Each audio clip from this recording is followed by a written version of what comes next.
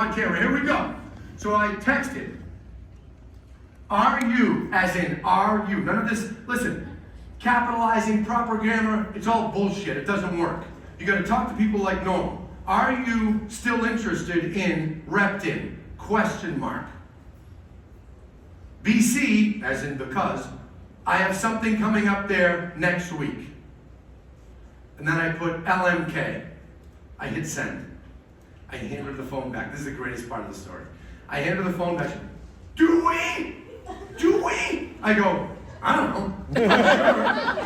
I'm sure something's coming up because there's 600 units in that complex and it's May. Yeah, but what's coming up? You said we got. I said, stop.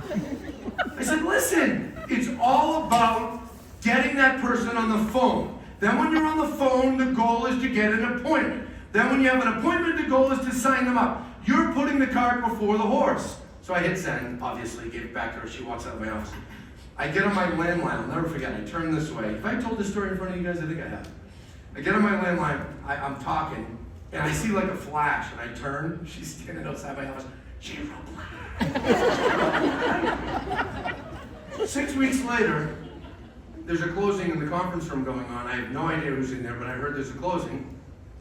She comes to my office. She goes, hey, remember that buyer that you texted? Yeah, she's in there closing on a unit right now. I never dreamed that a text message would get me a closing. I said, it's not the text. That's just the means of communication that I use. What I did that you didn't do is I talked about what the buyer wanted. I talked about what the buyer wanted. I said, by the way, did she buy a unit in Repton? Yeah, she did. About 2 weeks later, the one that she wanted to come up. Perfect. Right? I talked about what the buyer cared about, not, are you okay?